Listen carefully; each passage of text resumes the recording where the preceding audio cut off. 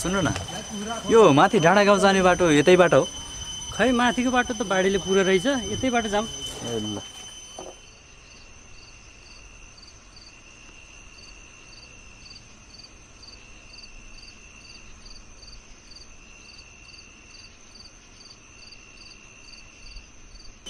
कहाँबाट आयौ त तिमी?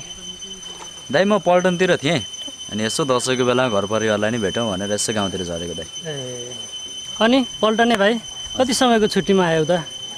दाइ म खास त 1 महिनाको छुट्टीको लागि आएको हो।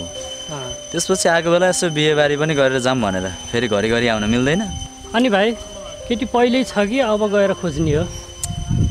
दाइ एउटा छिन् भनौँ।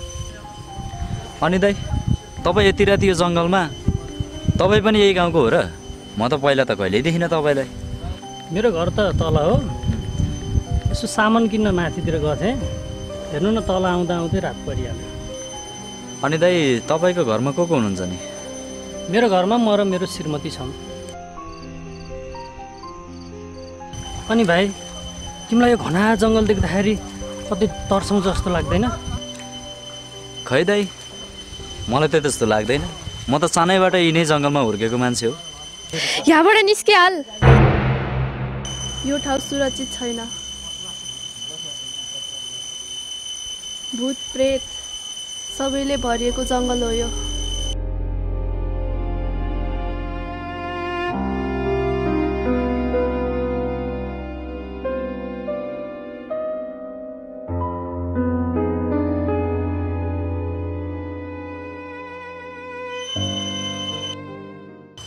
खास दाइ त्यो केटी चाहिँ को हो? खै भाइ 2 वर्ष पहिला यही बाटो हिँडेको रहेछ रातिको समयमा, त्यसपछि उसको दिमाग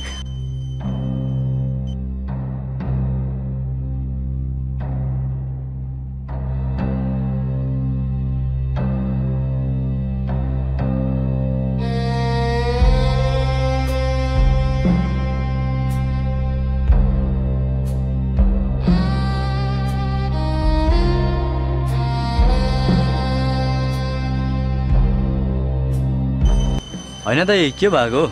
म त आफ्नै गाउँ चिन्दिनँ, जता हेरेँ नि पहिलाभन्दा बिल्कुलै चेन्ज छ। अनि भाइ तिमीलाई भूत प्रेतमा कतिको विश्वास लाग्छ? दाइ पनि खालि भूत प्रेतको मात्रै कुरा गर्छ। मलाई त मेरो हजुरआमाले सानैदेखि यो जङ्गलमा भूत प्रेतको कुरा गर्नुहुन्थ्यो, त्यही भएर मलाई चाहिँ विश्वास लाग्छ। दाइ यति राति यत्रो ठुलो घना जङ्गलमा एक्लै किन बस्नु भएको? एक्लै? मसँग यहाँ एकजना दाइ हुनुहुन्थ्यो त भर्खरैसम्म। कतै त्यो दाइको त कुरा गर्नु भएको होइन?